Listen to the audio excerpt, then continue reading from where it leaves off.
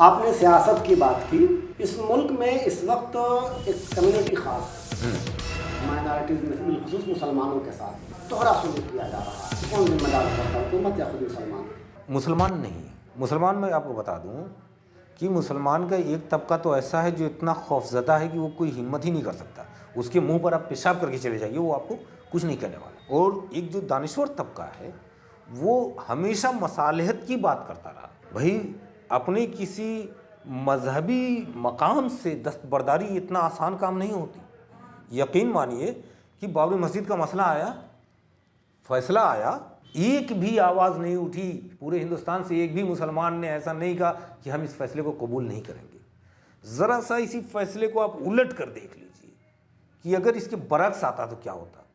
खून की नदियां बह जाती। तो मुसलमान बिल्कुल ऐसा नहीं है। और मुसलमान ने, मैं बिरादरान वतन की भी बात करूं, मैं तारीफ़ करूंगा। यकीन मानिए कि हिंदुस्तान का जो मिजाज है, जो हिंदुस्तान का मिजाज है, वो इतना सेकुलर, इतना जमहूरी है कि ये 2% 3% लोग हंगामा कर रहे हैं और बाकी लोग हमारे साथ खड़े हुए हैं। मुसलमानों के खिलाफ जो साजिशें रची जा रही हैं उसके खिलाफ आवाज़ उठा कौन रहा है? मुसलमान तो अपनी आवाज़ उठाने की भी पोजीशन में नहीं। मुसलमानों की हिमायत में जो आवाज़ें उठ रही हैं वो भी बिरादरान वतन ही उठा रहे हैं। ये मिजाज है। आपने कहा सर कि मुसलमान अपनी आवाज़ उठाने की पोजीशन में नहीं है। हाँ, तक आपने मतलब एक तबका बिल्कुल डरा हुआ है जो पढ़ा लिखा नहीं। सर मैं ये कह रहा हूँ कि अगर 20 करोड़ से ज़ायद मुसलमानों की आवाज़ इतनी दब गई है कि वो आज अपनी बात नहीं कह पा रहा, तो इसका कसूरवार कौन है? दोनों को जिम्मेदार ठहराना होगा। एक तो हमारे दानिश्वरों ने उस तरह से हमारी सरपरस्ती और रहनुमाई नहीं की जिस तरह से करना चाहिए। बदकिस्मती ये है कि जो हमारे सियासी रहनुमा रहे हैं, मैं किसी का नाम लेकर के किसी की छवि ख़राब नहीं करना चाहता, लेकिन आप जिसका नाम चाहें इस खाने में रख लें, सब ने अपने शिकम की सियासत की है, अपना पेट पालने की, कुंबा परवरी की सियासत की है। किसी ने मुसलमानों की सियासत नहीं की। अभी मौलाना अरशद मदनी साहब का एक बयान आया कि ओ में ही अल्लाह है, बवाल मच गया। इसमें सदाकत कितनी है वो एक अलग चीज़ है, लेकिन इस तरह के बयान से, चूँकि एक बड़ा चेहरा है, मौलाना अरशद मदनी का एक बहुत बड़ा चेहरा है और उनका एक बहुत बड़ा बैकग्राउंड है, तो उनको इस तरह के बयान से एहतराज़ करना चाहिए जिससे किसी ख़ास कम्युनिटी की दिल आज़ारी हो रही हो या मजहबी अकायद पर कहीं से ठेस। दिल आज़ारी क्या है सर? अगर ओम ही अल्लाह है या अल्लाह ही ओम है तो इसमें दिल आज़ारी क्या है? नहीं, दिल आज़ारी इसलिए है कि वो जहाँ से बोल रहे हैं, देखिए वो बहुत वसी तनाजुर में बोल रहे हैं और हमारी कौम की जहनी पस्ती का ये आलम है कि वो सीधे की बात नहीं समझ पा रही। इतनी बड़ी बात कैसे समझ पाएगी? तो जैसे इसकी मैं मिसाल दूँ, आपने इकबाल का जिक्र किया था, इकबाल की एक नज़्म आपने पढ़ी होगी, आफ्ताब, गायत्री मंत्र का तर्जुमा है। तो जब हिंदू मैथोलॉजी में जाएंगे आप, गायत्री मंत्र को पढ़ेंगे तो उसमें लफ्ज़ सूर्य का इस्तेमाल हुआ है और प्रोफेसर ज्ञानचंद जैन ने इस पर बड़ी अच्छी बहस की है। उन्होंने कहा ये सूर्य का जो लफ्ज़ है वो आज के जो इस माने में इस्तेमाल हो रहा है, जो मौजूदा उसके माने उस लफ्ज़ के, उस गायत्री मंत्र में उस माने में वो लफ्ज़ इस्तेमाल ही नहीं हुआ है। वो एक आदि शक्ति जिसको अनदेखी ताकत आप कहते हैं, जो दुनिया को चला रही, उसके लिए जो इस्तेमाल हुआ है। तो अगर उस अनदेखी ताकत के लिए इस्तेमाल हुआ है तो उसी अनदेखी ताकत को तो हम खुदा कहते हैं। लेकिन ये बड़ी दानिश्वाराना और फ़लसफियाना बात है, ये आम मिजाज के मुताबिक नहीं है। इसलिए मैं कह रहा हूँ कि बचना चाहिए। इसमें जुज़वी सदाकत है लेकिन बचना चाहिए, इसलिए कि इतनी दानिश्वरी हमारी कौम में बिल्कुल नहीं है, बिल्कुल नहीं है, बिल्कुल नहीं, पढ़े लिखे तबके में भी नहीं। जो टॉप लेवल की लीडरशिप है, चाहे वो सियासी हो या मजहबी हो जी, वही हमारी तबाही का जिम्मेदार है। इसलिए मैं मिसाल के तौर पर एक बार बताऊँ, गालिबन 1837 में दारुल उलूम देवबंद कायम हुआ है। आप जानते हैं ना कि अंग्रेज़ी पढ़ना हराम था हमारे यहाँ जी। ये इतने तंग नज़र, जिनको आप आला तालीम याफ्ता मजहबी एतबार से कहें, ये इतने तंग नज़र थे कि अंग्रेज़ी एक ज़बान है यार, उसको एक मुद्दत तक हराम करार दे दिया गया। और पता ये लगा कि हमारी पूरी जनरेशन जो है कि तरक्की की दौड़ से पीछे रहेगी। आप उसको कौन सी दानिश्वरी कहेंगे? और जब लोगों ने, बिरादरान वतन ने अंग्रेज़ी तालीम हासिल करके मार्केट में पूरा कब्जा कर लिया अपना, तो अब बड़ी देर के बाद वो भी बड़ी शद्दुम्मत के साथ, अरे अंग्रेज़ी मत पढ़ाओ। आज भी कहते हैं भैया अंग्रेज़ी मत पढ़ाओ, बच्चियों को स्कूल मत जाने दो यार, बिगड़ जाते हैं।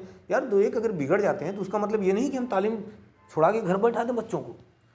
तो ये तंग नज़री है हमारे यहाँ। और जब दानिश्वरी नहीं रहेगी तो तंग नज़री रहेगी। ज़रूरत है इस कौम को कि भूखा रखा जाए। एक वक्त हम भूखे रह लें, लेकिन हम अपने बच्चों को आला तालीम दें, मजहबी तालीम भी और असरी तालीम भी, दोनों ज़रूरी है। अगर सिर्फ मजहबी देंगे तो मस्जिद के मुल्ला होके रह जाएंगे, 5000 की इमामत करेंगे, दुनिया की दौड़ में पीछे रह जाएंगे। अगर सिर्फ असरी तालीम हासिल करेंगे, मजहबी तालीम नहीं हासिल करेंगे, तो इर्तिदाद का शिकार होंगे। इसलिए दोनों के लिए ज़रूरी है। और बड़ा अच्छा है, आप तो देख रहे हैं कि मदरसों के फारगुत तहसील बच्चे IAS PCS बन रहे हैं। मतलब दारुल उलूम देवबंद की बात आपने की और अंग्रेज़ी तालीम की मुखालफत की बात आपने की जी। मतलब आप ये कहना चाहते हैं कि मदारिस का जो सिलेबस है, हाँ, उसमें कोई गड़बड़ी रह गई है। हाँ, मुझे याद नहीं है और मेरा ख्याल है कि आपको भी याद नहीं होगा कि दर्स निज़ामी की तश्कील कब हुई थी। नहीं, मुझे नहीं पता। मुझे भी नहीं पता है, शायद हम में से किसी को नहीं पता है। दर्स निज़ामी की को तरतीब दिया गया था। मदरसों को आप निशाना बना रहे हैं या नहीं, सलाह दे रहे हैं? निशाना नहीं बना रहा हूँ, सलाह दे रहे हैं। मैं मॉडिफिकेशन का कायल हूँ। ज़माने के साथ कदम से कदम मिलाकर चलिए। आप अपने निसाब में तब्दीली कीजिए भाई। और हुकूमत वक्त ने इसके लिए जो है कि पूरा एक मदरसों के मॉडर्नाइजेशन का प्रोग्राम चला रखा है कि स्कीम है। उनके यहाँ एक मिनट सर, उनके यहाँ तो ये भी प्लानिंग चल रही है कि मदरसों में जो है गीता और भगवत पढ़ाई जाएगी। पढ़ना चाहिए, इसमें बुरा क्या है? मदरसे तो आपने खोले अपनी मजहबी उलूम के फ़रोग़ के लिए। हुकूमत आपको प्रेशराइज नहीं कर रही है, इसके लिए एक सलाह दे रही है और मैं समझता हूँ ये बड़ी अच्छी सलाह है। इसी बहाने मतलब एक तकाबुल बने बैदल मज़ाहिब का एक। हाँ, मतलब आप देख रहे हैं कि ईमानियात के मामले में हम बड़ा कमज़ोर हो गए हैं और कमज़ोर होने का सबब ही यही है कि हम जो मुसलमान हैं या जो हमारा ईमान है ना, वो मौरूसी है यार। जैसे हमको प्रॉपर्टी घर मिली है बाप से विरासत में, वैसे ही हमको दीन भी मिल गया है विरासत में। हमने डिस्कवर नहीं किया दीन को। अब जब मदरसों में इस्लाम के साथ साथ कंटेम्प्रेरी मज़ाहिब जो हैं, हिंदू मज़ाहिब है, बौद्ध मज़ाहिब है, सिख मज़हब है, क्रिश्चियनिटी है, इन सारी चीज़ों को जब हम पढ़ेंगे तब हमें मौका मिलेगा कि हम दोनों में सब में तफरीक कर सकें और देखें कि सबसे बेहतर कौन है। मैं तो कहता हूँ, मैं कई जगहों पर मैंने कहा है कि मैं मुसलमान इसलिए हूँ कि मुझे इस्लाम मज़हब में सदाकत नज़र आती है। मैं बल मज़ाहिब मुताले का तालिब इल्म हूँ और मैं कहता हूँ कि मुझे अगर किसी दिन हिंदुइज़्म में सदाकत नज़र आ गई तो मैं 1 मिनट नहीं लगाऊंगा, मैं हिंदू हो जाऊँगा। बड़ी बात भाई, सच्चाई ही की तो तलाश है हमको। अच्छा, एक चीज़ कहें, जैसे मदारिस के निसाब की बात की, तो ये मदारिस का जो तरीक़ेकार है तालीम देने का, क्या वो तरक्की कर रहा है या तनज़्ज़ुली का शिकार है? 100% तनज़्ज़ुली का शिकार है। आपने कहा अभी जो मदारिस के बच्चे IAS PCS बन रहे हैं। हाँ, वो बन रहे हैं तो मदरसों वालों की देन नहीं है। अच्छा, मैं ये बता रहा हूँ, जो IAS PCS बन रहे हैं बच्चे, वो यकीन मानिए कि मैं सराहूँगा, चाहे हुकूमत कोई भी हो, ये हुकूमत की देन है। हुकूमत ने इतने मौके फराहम कर दिए हैं। मदरसे का कोई तालिब इल्म जो है इतनी सलाहियतों का हामिल नहीं होता कि वो सिविल का एग्ज़ाम निकाल सके। उसके लिए हुकूमतों ने, जैसा कि मैंने बताया, हुकूमत के दायरा ना मौलाना आज़ाद यूनिवर्सिटी पूरा निज़ाम तालीम उर्दू में दे रखा है। फिर आपके Urdu academy Mulayam Singh Yadav IAS coaching centre चला रही है ना, या हमारे बदरुद्दीन अजमल साहब हैं, वो पूरा अजमल फाउंडेशन चला रहे हैं, या अवैसी बिरादरान हैदराबाद में चला रहे हैं। मुल्क के दूसरे इलाकों में पूरी एक तंजीम 264 से ज़्यादा कॉलेजेस और स्कूल चल रहे हैं। इसके अंजुमन इस्लाम के बम्बई में उर्दू मीडियम स्कूल्स हैं। इकबाल साहब का एक शेर है, जिस खेत से दहका को मुयस्सर नहीं रोज़ी, उस खेत के हर खोश है गंदुम को जला दे। हाँ। क्या करें मदारिस का? नहीं, वहाँ से परफॉर्मेंस नहीं बाहर आ रही है तो क्या करें? नहीं, देखिए, अगर घर में अंधेरा हो तो रोशनी करने के लिए घर को जलाना नहीं ज़रूरी है। ठीक, आपने ओवैसी साहब की बात की। हाँ, ओवैसी साहब मुस्लिम पॉलिटिकल एम्पावरमेंट की बात करते हैं और उनका मानना है कि इस मुल्क में अब एक मुस्लिम पॉलिटिकल लीडरशिप होनी चाहिए जो आज़ाद और ख़ुद मुख्तार हो। हाँ, जो अपनी बात कहने में जी, किसी के हुक्म या किसी के इजाज़त की जो है तलबगार ना हो। जी। क्या ये ज़रूरी है? इत्तेफाक रखते हैं आप ओवैसी साहब से? नहीं, कोई बहुत ज़रूरी नहीं है, लेकिन अगर हो मुस्लिम लीडरशिप तो ये बेहतर है। भाई, आप देख रहे हैं, ये तो मजहबी मामला आ गया भाई। यादव समाज, जाट समाज, दलित समाज, ये इतने सारे समाज की बात हो रही है। तो ये यूनिटी इज स्ट्रेंज अंग्रेजी में कहा जाता है, तो ये एक अच्छी चीज़ है। हाँ, अवैसी साहब की बहुत सारी बातों से इख्तलाफ किया जा सकता है। मामला ये है कि वो झुंझलाहट का शिकार हो जाते हैं। जो अपनी नाकामियाँ देखते हैं तो नाकामियाँ उनसे हजम नहीं होती, वो झुंझलाहट का शिकार होकर कुछ उल्टी सीधी बयानबाजी कर देते हैं। इससे उन्हें बचना चाहिए। ओवरऑल मुस्लिम लीडरशिप के पक्ष में हैं आप? हाँ बिल्कुल, हो तो इसमें कोई कबात नहीं है भाई। मौलाना अरशद मदनी और मौलाना महमूद मदनी, हाँ। ये तो बड़े नाम हैं इस मुल्क जी। जिनमें उलमा हिंद के बैनर तले। जी, ये दोनों ही इस मुल्क में किसी भी आज़ाद मुस्लिम पॉलिटिकल एम्पावरमेंट के सख्त खिलाफ हैं। ये उनका अपना सियासी शऊर है।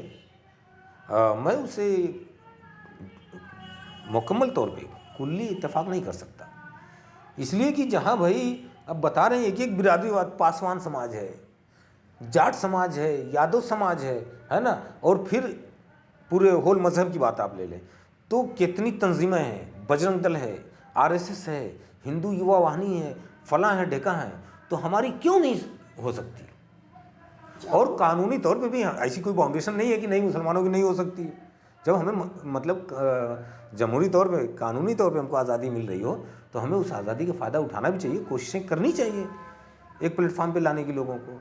मतलब अगर यादवों की लीडरशिप हो सकती है, जाटों की हो सकती है, हाँ। अपर कास्ट नॉन मुस्लिम हिंदुओं की हो सकती हाँ। है, तो मुसलमानों की भी ऐसी होनी चाहिए, ऐसा आपका मानना है? हाँ, मैं आपको एक मिसाल दूंगा। एक पार्टी आई थी, क्या नाम था डॉक्टर मसूद अली पार्टी का? लोकतांत्रिक। हाँ, नेशनल लोकतांत्रिक पार्टी। तो नेशनल लोकतांत्रिक पार्टी के उसमें एक साहब ने, डॉक्टर मसूद ने, मेरे ख्याल थी गोंडा गए हैं शायद डॉक्टर मसूद, तो एजुकेशन मिनिस्टर भी रहे हैं मायावती गवर्नमेंट में। तो उन्होंने कहा कि भाई मुसलमान करते क्या हैं, जब चुनाव आ जाता है तो कहते हैं कि अब की दफ़ा फलां की कमर तोड़नी है और फलां की बैठानी है। अपनी कमर का पता ही नहीं है कि है कि नहीं है। तो एक चीज़ ये है कि हमें अपनी कमर का भी पता होना चाहिए। और दूसरी चीज़ अब यही बता रहा हूँ कि हमारी जो लीडरशिप, मैंने शुरू में भी कहा कि कभी मुखलिस नहीं रही है कौम के लिए। अब मैं बताऊँ, 15 साल चलाया पार्टी उन्होंने, डॉक्टर मसूद ने पार्टी को, वो कुलवक्ती उसके सदर रहे हैं पार्टी के। जब पार्टी की पोजीशन जब थोड़ा सा मजबूत होने लगी यूपी में, तो बड़ी मजबूत पोजीशन में आ रही थी, लोग जुड़ रहे थे। मैंने ऐसे गरीब लोगों को देखा, खुदा कसम, जिनके घरों में एक वक्त खाने को नहीं था, उन लोगों ने भी अपनी जेब से 10 रुपये चंदा दिया और कहा डॉक्टर साहब हर महीने आगे 10 रुपये ले जाइए। ये जज्बात थे आवाम के। लेकिन हुआ क्या कि जब 15 साल के बाद पार्टी इस पोजीशन में आई कि शायद अगला चुनाव लड़ती तो एक आध सीट निकाल ले जाती, तो पार्टी की सदारत के लिए झगड़ा हो गया और पार्टी टूट गई। आपको पता है, अरशद खान और डॉक्टर मसूद में पार्टी टूट गई। और वो कह रहे हैं मैं सदर रहूँगा, वो कह रहे हैं मैं सदर रहूँगा। नीयत दोनों की ख़राब है भाई। 15 साल से डॉक्टर मसूद चला रहे थे, तो आज अरशद खान की नीयत क्यों ख़राब हुई? अभी वो चलाएं। अब पार्टी फ़ायदे देने के मूड में आ गई तो अरशद खान दावेदार हुए, तो अरशद खान की नीयत ख़राब। अगर पार्टी के लिए मुखलिस थे डॉक्टर मसूद, तो कहते भैया मुझको तो पार्टी की ज़िंदगी अजीज़ है, अपनी थोड़ी, लो तुम ही चलाओ, वो छोड़ देते। लेकिन दोनों नहीं छोड़ाए। मैं ज़ाती तौर पर, मैं और मेरा दोस्त नूर आलम इन्वॉल्व हुए, कितनी बार अपॉइंटमेंट लिया दोनों से कि भैया आके मिल के एक स्टेज पर बैठ के अपना मसला हल कर लो यार, पार्टी को टूटने से बिखर लो। मुसलमान बड़ी तेज़ी से जुड़ा हुआ है। आपका अपना कोई पॉलिटिकल बैकग्राउंड? बिल्कुल नहीं, बिल्कुल नहीं। मतलब आप किसी पॉलिटिकल बैकग्राउंड से नहीं हैं? बिल्कुल नहीं। फिर भी मुस्लिम लीडरशिप को आप सपोर्ट करते हैं? हाँ, होना चाहिए। हाँ, होना चाहिए। फिल वक्त इस मुल्क में अगर देखा जाए तो 4 बड़े नाम हैं। एक मुस्लिम लीग, इंडियन मुस्लिम, जी जी इंडियन मुस्लिम लीग, और दूसरा MIM, तीसरा AIUDF मौलाना बदरुद्दीन अजमल साहब जी की पार्टी, जी जी, और चौथी पार्टी है डॉक्टर अयूब साहब की पीस पार्टी। Piece party. अगर मैं आपसे पूछूं कि इन चारों पार्टियों में से कौन सी पार्टी जमहूरी तौर तरीक़ों से मुसलमानों के एम्पावरमेंट के लिए काम कर रही है, तो किसको सपोर्ट करेंगे? देखिए, अगर किसी एक को मैं प्रीफर कर दूं तो ये एकदम गैर दानिशमंदाना कदम होगा, क्योंकि हमारे यहाँ इलाकाई असबियत पाई जाती है बहुत ज़्यादा। ओवैसी को यहाँ क्यों ज़मीन नहीं मिल पा रही है? बदरुद्दीन अजमल क्यों नहीं इधर आने की हिम्मत कर पा रहे हैं?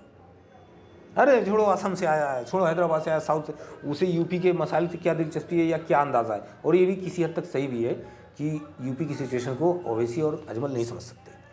मैंने कभी कहा था, हो सकता है मेरा ख्याल गलत हो, मैंने कहा कि अयूब साहब कि मैं खुलूस पर थोड़ा सा भरोसा कर सकता हूँ कि बहुत मशहूर आदमी है, पैसे वाले हैं, तो शायद वो मुखलिस हों। अच्छा, सुना है कि वो आईएएस भी रहे हैं, तो उनकी पॉलिटिकल बसीरत भी अच्छी होगी, समझ सकते हैं। तो अपने इलाके में यहाँ इनको जो है सपोर्ट कर देना चाहिए। बदरुद्दीन अजमल ओवैसी से अच्छे हैं। बदरुद्दीन अजमल यकीनन उसके खुलूस पर शक नहीं कर सकते। वो अपने इलाके में वो अपने को मजबूत करे, ओवैसी साहब अपने इलाके में अपने को मजबूत करें, है ना। और किसका नाम लिया आपने, वो अपने इलाके में।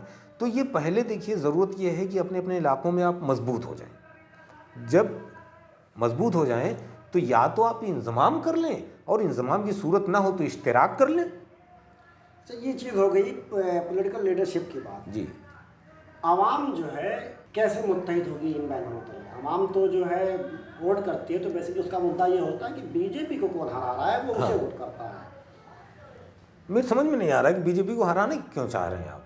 नहीं, मैंने ये आवाम की हाँ, मतलब मैं आवामी से मुखातब हूँ जी कि आप बीजेपी को क्यों हराना चाहते हैं भाई। बीजेपी ने क्या आपको बिगाड़ा है? आपको ये देखने की ज़रूरत ही नहीं है कि कौन हार रहा है कौन जीत रहा है। अगर आप कहेंगे बीजेपी में कुछ 16 बयान किस्म के लोग हैं जो बयानबाजी करते रहते हैं, तो थोड़ा सा निगाह में आ जाते हैं। सियासी सतह पे कांग्रेस ने सबसे ज़्यादा नुकसान पहुंचाया है मुसलमानों को, इलाकाई पार्टियों ने नुकसान पहुंचाया है। अखिलेश की गवर्नमेंट में मुजफ्फरनगर फसाद हुआ है। मेरे अपने आजमगढ़ के 2 बेगुनाह बच्चे जिनको मैं जानता हूँ, एक तो बेचारा जौनपुर का मर गया, खालिद मुजाहिद, एक हकीम तारिक आज भी जो है 2007 से आज तक सड़ रहा है। तो किसने फ़ायदा पहुँचाया?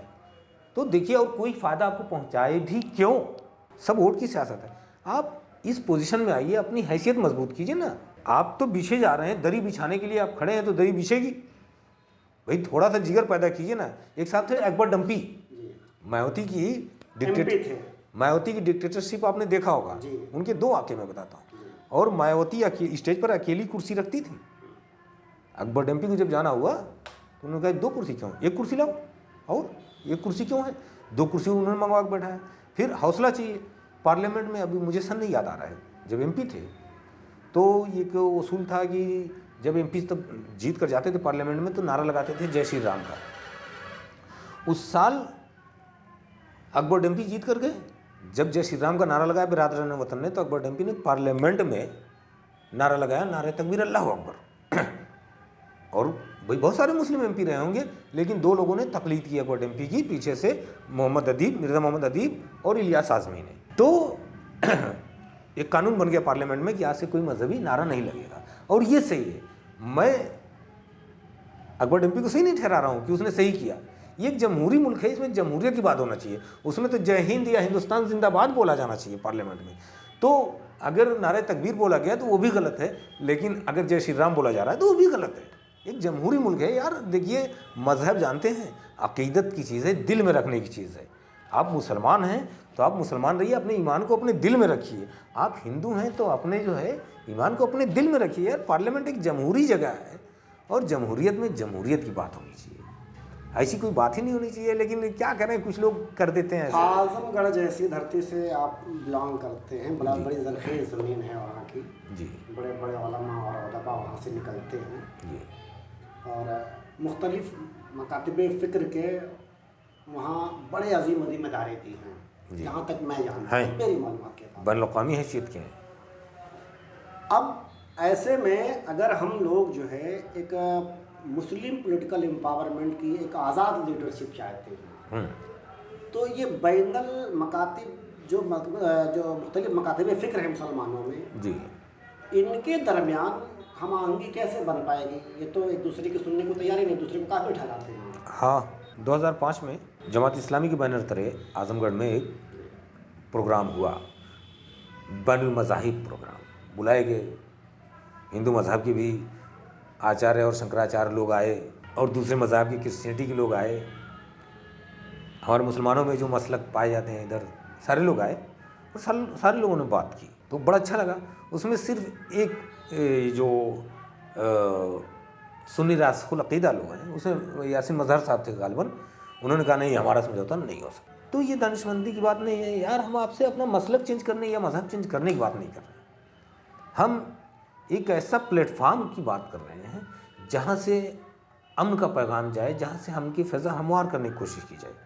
हम ये तो कतई नहीं चाहते कि इस मुल्क में सिर्फ मुसलमान ही मुसलमान हो। अच्छा सर, एक चीज़ आपने कही, मतलब वो जैसे मैं भी मदरसे का तालिब इल्म रहा तो हूँ। एक सेकंड, तो वो एक प्रोग्राम जो है हुआ और 2005 में, और फिर अब तक मेरे इल्म में ऐसा कोई प्रोग्राम नहीं हुआ।